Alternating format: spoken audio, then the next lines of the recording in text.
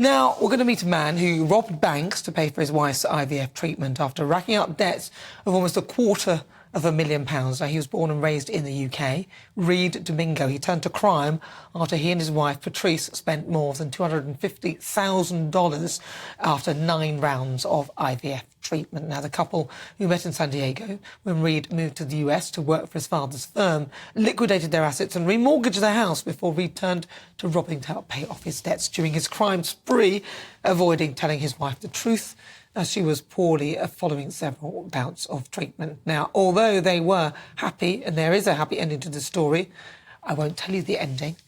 I'm pleased to say that Reed joins me now. So let's talk about the full story, Reed. I don't want to ruin the ending. Thank you, Nana. Yeah, I don't want to give it away either yet, because it's... So, yeah, what would you like to know? I mean... Well, talk to me about it then. So, you met your wife in America. Mm-hmm. You went to work for your father's firm. Was your father still alive? What was No, unfortunately, my father passed about coming on to 5 years ago. But he was the cause of me going out there. I was working for his biochemical company. I had a really good job. Everything was great. I met Patrice. She was going through a divorce at the time. She'd had 3 children previously. We fell in love and decided to get married. And obviously, after getting married, can we have children? And obviously, the unfortunate thing for us was after her 3rd delivery, she had her tubes cut. Oh, no. So we had to obviously circumvent that issue. And as such, we're both healthy, young individuals. They anticipated 1 round, you guys should have a win. So how old was Patrice at the time? At the time when we started the procedure, I believe she was 33. OK, that's quite young, isn't it? Yes, relatively young, but then basically we tried over 5 years and we had 8 failed attempts. I think the big issue for us with regards to the United States is it's not covered by insurance. Right. They consider it to be experimental in 1992, and also it's elective. If you want it, you pay for it. So even though it was around $15,000 per cycle, you know, we had the money, we did it. We were unsuccessful. We tried again and tried again. We went through 8 failed attempts before finally getting it a success. On our 9th, we had a little angel baby whom we called Angelique. Angelique, how cute, how cute. But how did you fund this then? Because I mean, it sounds like you went all about the houses to get the money. If it's $15,000... Yes. Every time? Every time. And 8 times 15,000, what's that? Oh, it's about 150, I suppose, something like that. Like that, yeah. Yeah, I suppose, obviously we did all the usual things. You know, we tried to get a second mortgage on the house. We did rack up about $60,000 in credit card debt. And I think what kind of precipitated everything for me was that, you know, as I said, I worked there for my father. Unfortunately, my father and I had a bit of a tenuous relationship, and right after Angelique was born, I borrowed some money from my dad. I didn't pay him back, and he told me basically, don't ever call me again. That might sound a bit harsh, but that was my dad. So then you lost the relationship with your father. He sounds like he was fairly wealthy if you had a company. Yes. And you were working for him and you're doing quite well out of that. So then you started getting £15,000. At what point did you start trying to rob banks to... Okay, so basically we now had our success, but the damage was done. As I said, I was probably a good couple of $100,000 in debt now. And I was working for a bank at the time. Right. And as a consequence, even though I wasn't customer-facing, I had to go through all the bank training, one of which was, what do you do in the event of a bank robbery? Didn't think about it at that time, but it was basically, you know, a couple of years into it, I wrote all the checks for the household bills. And as I said, I think I might have mentioned previously, after Patrice gave birth to our little girl, she became incredibly ill, to the point that she barely could even get out of bed. As a consequence, I said, look, I'll take over all of the responsibilities of the household and, you know, paying the bills, all of that sort of stuff. You don't need to worry about that. Just focus on yourself and our little girl. And that was probably the reason why she had no idea the actual financial situation that we were in. So how did you go about robbing the banks? Did you go in a balaclava?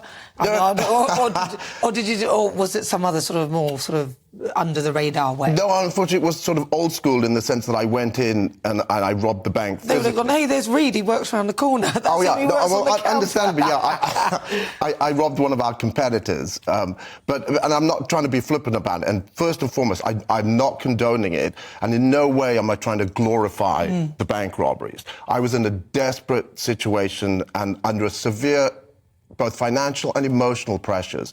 You know, my wife was incredibly ill, and we didn't know what was wrong with her at that time. But obviously, like, to rob a bank is a desperate move, and obviously you're not promoting that, and I respect the fact that you said that. But what in your head thought that I'm just going to go in and rob a bank? And, like, what, you literally went in there, just old school style, and robbed a bank? I think the thing, through the training that I had, I was made aware of exactly what was expected of the teller in that situation. And I knew, as I'd been taught, that I didn't need to have a weapon. I didn't need to threaten anybody. I didn't need to do anything to traumatize the teller. All I had to communicate was that I would like the money. Simple as. As you can tell, I have a very distinct British accent. So when I went into the bank, I handed the teller basically a printed note that, in essence, basically said, stay calm, everything's fine, I would like the money. And because I communicated that, every single teller knew exactly what to do. They basically put the money in front of me, I took the money, put it into a bag, I left. My total involvement with the teller was probably less than 30 seconds. But I knew exactly what the teller was going to do, and as such, I knew I didn't need to do anything to threaten or scare the teller into doing what I wanted. But then you got caught. How did you get caught? Ultimately, when everything was said and done, I realized this was a dead-end road. I got a new job. I more than doubled my salary. We were ready to move on. I hadn't robbed a bank now in 9 months, and I was robbing a bank every single month previously. So you're actually doing this and getting away with it? Yes. Wow. I robbed 12 banks in total. And after I'd robbed these 12 banks, the FBI was after me, and they'd given me a moniker called the Motorcycle Bandit, because I used to carry a motorcycle helmet and wear gloves when I went into the bank. But when I left the bank, I would get into my car or my truck, and there were several bank robberies where I was leaving the bank, and I saw the police coming, lights flashing, sirens blaring, drove straight past each other because they were looking for a motorcycle. Basically, I got this new job, and the FBI basically sent the best picture they had of me to every single bank in San Diego and LA County, and it was a teller at my personal bank that I'd been banking at for 15 years, exactly as you said, Nana. I knew it. She looked at it and she said, oh my gosh, that's funny, it looks like Reed. And everybody laughed because, as you can see, I'm a fairly personal individual, British accent, but she said, oh, la la, and they all went back to work laughing. There was a new supervisor at the bank, and she was the one that called the FBI, and what did the FBI say? What's his name? And that's what started it. And as a consequence, because the FBI had my name, they were able to subpoena all of my bank records. I had about 6 accounts spread over 3 banks, and they were able to see a bank robbery and then like deposit in these various accounts. Then everything's quiet. So they got bank robbery. But then surely, so they don't want you back in the States now. Did you serve time in America? Yes, I did. So then you came to the UK. I was deported. At the end of my sentence, I served my full sentence. You were deported. I was deported. Plus, I think it is important to state that when this all went down, I pled guilty. I didn't try to game the system. But you had to be caught, though. That's the thing. Well, yeah, obviously. You didn't put yourself. But then so why should they let you back in? I mean, why would they? Because my wife still lives in America, and so does my child, Angelique. I haven't seen my daughter now in 6 years. She was here fulfilling her secondary school education and completed all of that, then went to the United States to fulfill her career, which she's intending to go into law enforcement in the United States. And one of the interesting things I must say, actually, Anna, we never told our daughter what happened.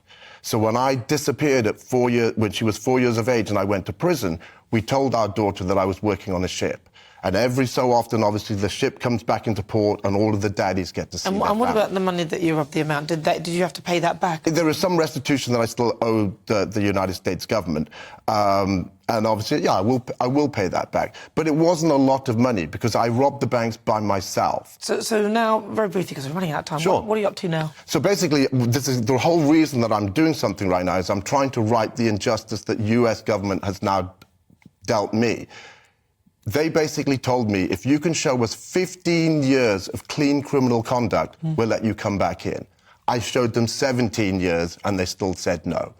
And that's absolutely counter to their top line, which states that clearly. If you can show 15 years, we'll let you come back. So this is what I'm trying to do right now. And I'm trying to get the ear of an American politician, probably a Republican, because Patrice is a registered Republican, to look into this and right this injustice, because I did everything that the US government asked of me. Well, yeah, Reed, listen, it's really good to talk to you. I hope you get what you want, because actually you've done the crime, you've paid the price, and you've done the time afterwards as well.